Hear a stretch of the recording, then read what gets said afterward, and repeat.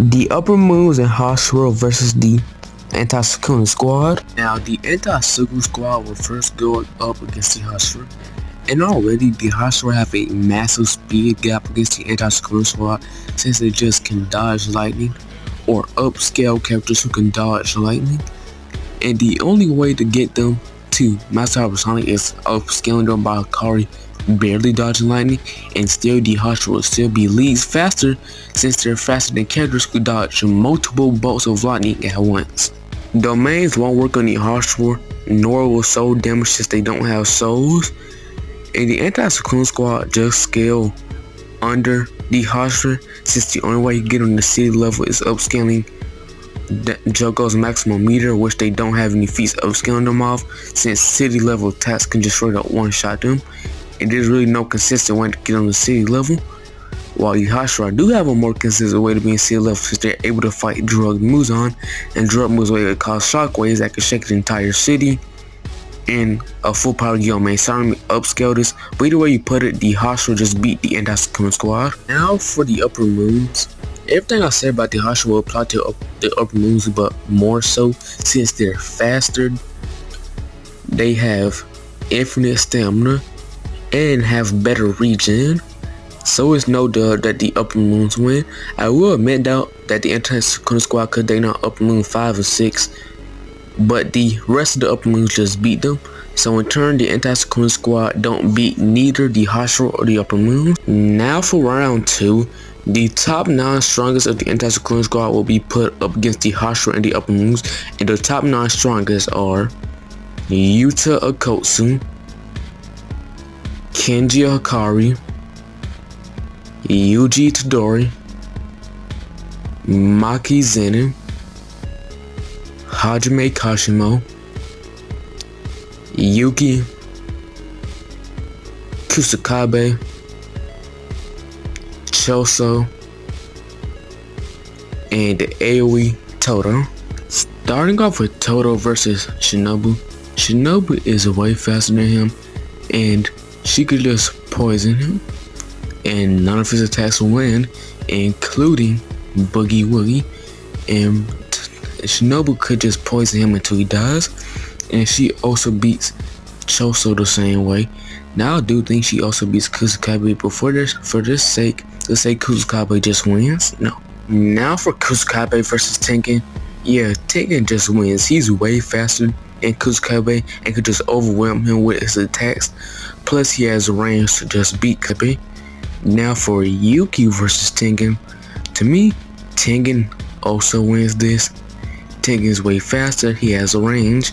Yuki's domain won't work on him since he doesn't have any CE, and Yuki's attacks won't land on him.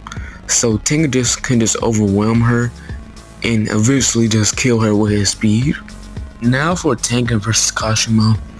I'm giving Kashimo his Mystical Beast Amber form, and to be honest, Kashimo just has better win cost than Tengen since he can just one-shot Tengen. But that's assuming that Kashimo is relative to speed to Tengen, so you can make an argument that he's lower than speed since Maki's speed scaling isn't consistent. But if he is relative to Tengen speed, then he just wins because he has better win cost. Now for Kashimo versus Mitsuri. Mitsuri is stronger than Kashimo, she has long range attacks, and she should be way faster than Kashimo since Kashimo should be relative in speed to Tengen, and Tengen is way slower than Mitsuri. So yeah, Mitsuri wins more times than not. And now for Maki versus Mitsuri.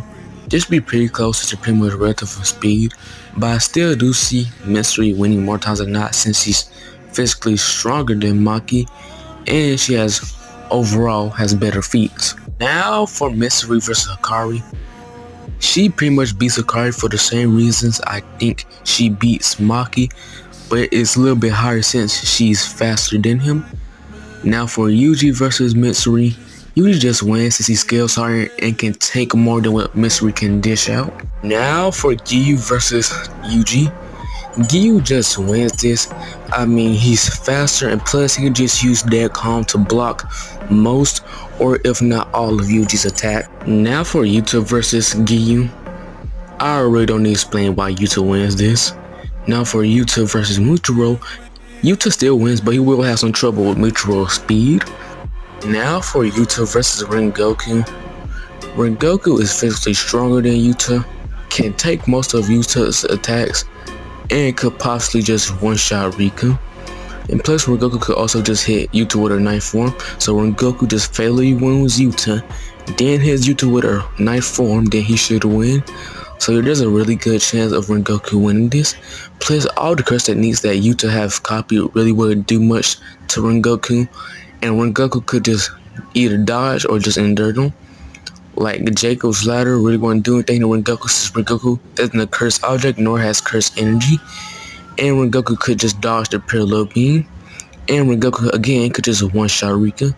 So I see Rengoku having a good chance of winning this. Now for the Uppermoons.